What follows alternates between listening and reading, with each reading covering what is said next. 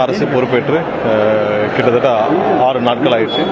ஒவ்வொரு நாளும் ஆக்கப்பூர்வமான பணிகள் எங்களுடைய முதலமைச்சர், நம்மளுடைய தமிழக முதலமைச்சர் சார்பாக ஆக்கப்பூர்வமான பணிகள் ஒவ்வொரு நாளும் செய்யப்பட்டு வருகிறது. ஒவ்வொரு நாளும் மக்களுக்கு தேவையான அனைத்து உத்தரவுகள் எப்படின்னா, மதுபான கடைகள் மூடப்பட்டதிலிருந்து பெண்களுக்கு பாதுகாப்பான சிங்கப்பெண் படை உட்பட ஒவ்வொன்றும் ஆக்கப்பூர்வமான ஒவ்வொரு பணிகளும் மேற்கொள்ளப்பட்டு வருகிறது.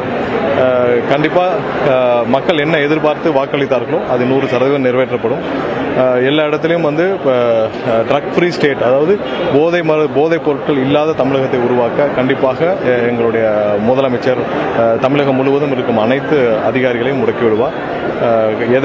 எதை எதிர்பார்த்து மக்கள் வாக்களித்தாங்களோ அது 100% நிறைவேறும் என்பதில் எந்த மாற்று கருத்தும் இல்லை.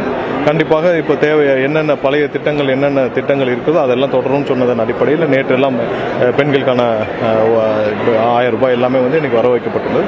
ஸோ ஒவ்வொன்றும் கண்டிப்பாக எந்தவித தடையும் இல்லாமல் மக்கள் நல திட்டங்கள், மக்கள் நல பணிகள் மக்களுக்காக மட்டுமே செய்யக்கூடிய அரசாக இந்த அரசு தொடரும்.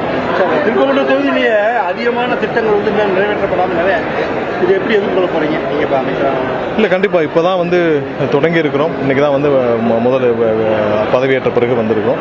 ஒவ்வொன்றாக ஆய்வு செய்து மக்களுக்கு தேவையான அனைத்து விஷயங்களையும் செய்வோம். ஏன்னா மதுரை மாவட்டத்தை பொறுத்தவரை பார்த்தீங்கன்னா, மதுரை மாநகராட்சி முழுவதும் மக்களுக்கு இந்த கழிவுநீர் கால்வாய்கள் தேவையான ஒரு அடிப்படை வசதி ரொம்ப தேவையான ஒன்றாக இருக்குது.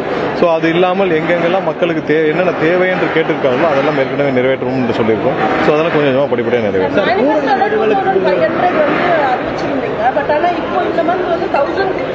இல்லை, உங்களுக்கு இப்போ பட்ஜெட்டில் அடுத்த வர்ற நிதிநிலையில் சேர்த்து தான் அதை அறிவிக்க முடியும். ஏன்னா ஃபினான்ஷியல் பட்ஜெட் முடிஞ்ச பிறகு தான் அதை அறிவிக்க முடியும். ஸோ அதற்கான நிதி ஆதாரங்கள் எல்லாரையும் சேர்த்து தான் அறிவிக்க முடியும். ஸோ அதுக்கு கொஞ்சம் டைம் வேணும்னு கண்டிப்பாக எங்களுடைய முதலமைச்சர் சொல்லியிருக்காரு.